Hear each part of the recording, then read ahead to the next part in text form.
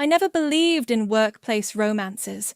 I'd seen too many of them crash and burn, leaving awkward silences in break rooms and forced smiles during team meetings. But then, Maya started working in our department, and suddenly, I understood why people were willing to risk it all. She arrived on a Tuesday morning in late September, carrying a box of her belongings and wearing this vintage band shirt that immediately caught my attention. I was the senior analyst, so my manager asked me to show her around. When I extended my hand to introduce myself, she smiled, and I swear something shifted in my chest. Her handshake was warm and confident, and she held eye contact just a beat longer than necessary. For the first week, everything was professional. I showed her our systems, explained our processes, walked her through the quirks of our particular office culture.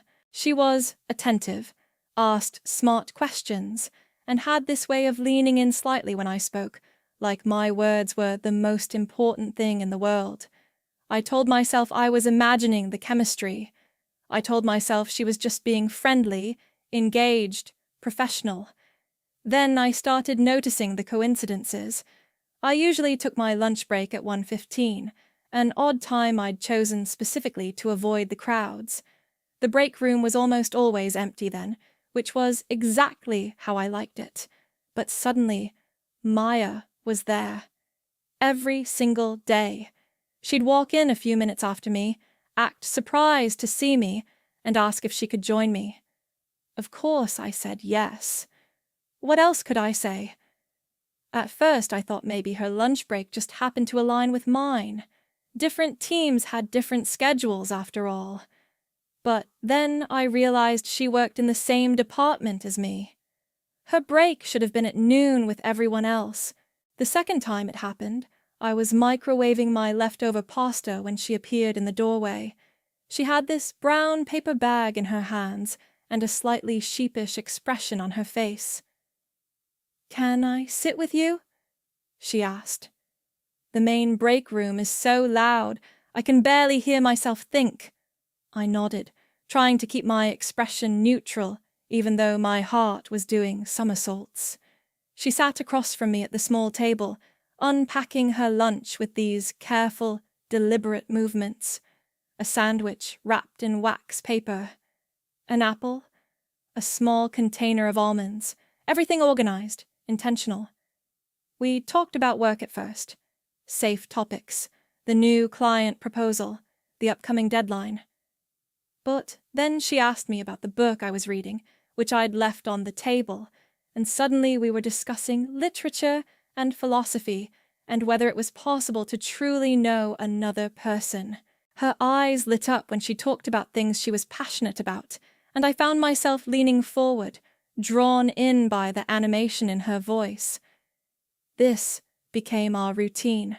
1:15, every day, just the two of us in the small break room on the third floor.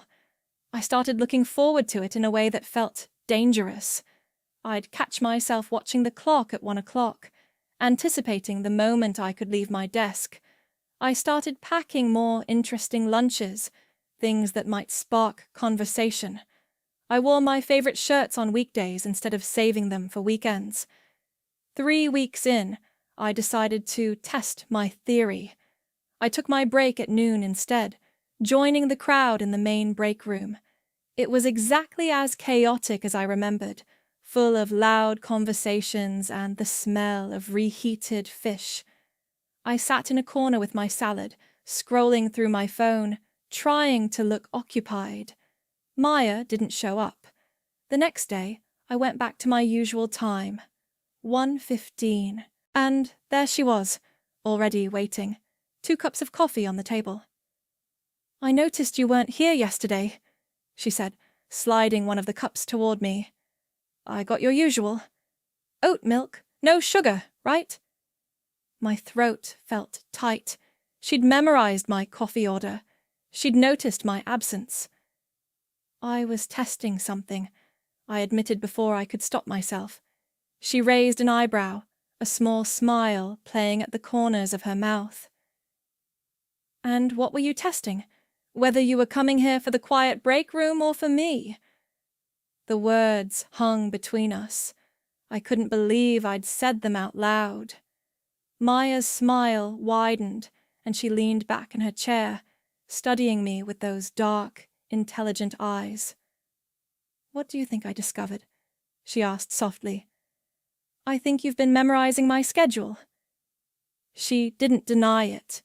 Instead, she took a sip of her coffee, maintaining eye contact the entire time. Guilty as charged. "Is that okay?" I should have said no. I should have established boundaries, kept things professional. Instead, I heard myself say, "More than okay." Something changed after that confession. The air between us felt charged, electric. We still talked about books and work and random philosophical questions, but underneath it all was this current of unspoken attraction. She started finding other excuses to see me.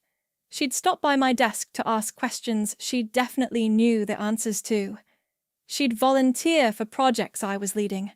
Once, she brought me a book she thought I'd like, a collection of poetry by a queer author I'd never heard of. I stayed up all night reading it, finding passages she'd underlined, small pencil marks next to lines about longing and desire, and the terrifying vulnerability of wanting someone. I wondered if she'd marked them before giving the book to me, or if they'd always been there. I wondered if it mattered. The tension built slowly, deliciously. Hands brushing when we reached for the same document, her fingers on my shoulder when she leaned over to look at my computer screen. The way she'd bite her lower lip when she was thinking, and how I couldn't stop staring at her mouth. I started having dreams about her. Vivid, intense dreams that left me flushed and disoriented when I woke up. I'd see her at work the next day and wonder if she could tell, if my attraction was written all over my face. 2 months after she started, we had a department happy hour. I almost didn't go. I'd been avoiding after-work events, afraid that alcohol would lower my inhibitions and I'd do something reckless. But Maya sent me a text that afternoon. Just 3 words. "Please come tonight." So, I went. The bar was crowded and loud, filled with coworkers in various states of relaxation, shedding their professional personas with each round of drinks. I found Maya in a corner booth, and she'd saved me a seat, right next to her, close enough that our thighs pressed together when I sat down. We talked and laughed with the group, but I was hyper-aware of every point of contact between us. Her arm against mine, the occasional brush of her hand on my knee when she was making a point. At one moment, she leaned in close to whisper something in my ear, and her breath on my neck sent shivers down my spine. "I need some air," I said abruptly, standing up. The bar felt too hot, too small. "I'll come with you," Maya said immediately. Outside, the November air was sharp and cold. I walked a few steps away from the entrance, trying to clear my head. Maya followed, wrapping her arms around herself against the chill. "Are you okay?" she asked. I turned to face her. The streetlight cast shadows across her face, making her eyes look even darker. I wanted to kiss her so badly it physically hurt. "Maya, what are we doing?" She stepped closer. "What do you want us to be doing? This is dangerous. We work together. If this goes wrong—" "And if it goes right?" she interrupted. "What if it goes beautifully, perfectly right? I've never—" I started, then stopped. I'd never let myself want someone this much. I'd never been this scared of losing something I didn't even have yet. "Neither have I," she said softly. "But I think about you constantly. I rearranged my entire break schedule just to spend 20 minutes a day with you. I volunteered for that terrible database project because I knew you were leading it. I'm completely gone for you, and I'm tired of pretending I'm not." My heart was pounding so hard, I was sure she could hear it. "You memorized my coffee order." She laughed, a beautiful sound that made me want to hear it every day for the rest of my life. "I've memorized everything about you. The way you tap your pen when you're thinking, how you always read the last page of a book first, the fact that you wear mismatched socks because you think matching them is a waste of time. I know you, and I want to know you more." I closed the distance between us, and suddenly we were kissing. Her lips were soft and tasted like the whiskey she'd been drinking. She made this small sound in the back of her throat, and her hands came up to cup my face. The kiss was tender and desperate all at once, months of tension finally finding release. When we pulled apart, we were both breathing hard. She rested her forehead against mine. "We should probably talk about the workplace policy," I whispered. She laughed again. "Already read it. We just have to disclose to HR. As long as there's no direct reporting relationship, we're fine.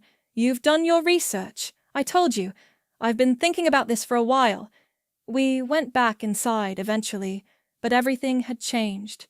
We weren't hiding anymore, not from ourselves and not from each other. We stayed until the bar closed, talking about everything and nothing, her hand in mine under the table. The next Monday, we filed our disclosure with HR together. Our manager was supportive, even happy for us. Apparently, the entire office had been taking bets on when we'd finally get together. We'd been less subtle than we thought. That lunch break at 1:15 became sacred. Our time. We still met in the small break room on the 3rd floor, but now she'd kiss me hello, and I'd pull her close, and we'd steal these perfect moments in the middle of our workday. 6 months later, she moved in with me. A year after that, I proposed. We got married in a small ceremony surrounded by friends and family, including half our office. Sometimes I think about that first day, when she walked in with her box of belongings and her vintage band shirt. How I had no idea that my entire life was about to change. How the best things often start with small coincidences that aren't really coincidences at all. Maya still memorizes my schedule. She knows when I have difficult meetings and shows up with coffee. She knows when I need space and when I need her close. She knows me in ways I didn't know I could be known. And every day at 1:15, no matter where we are or what we're doing, we take a moment to connect. To remember those early days in the break room when we were falling in love over lukewarm coffee and stolen glances. I never believed in workplace romances, but I believe in Maya. I believe in the courage it takes to rearrange your schedule for someone. I believe in the kind of love that starts with small gestures and grows into something that changes everything. She memorized my schedule, and in doing so, she wrote herself into every part of my life. And I wouldn't have it any other way.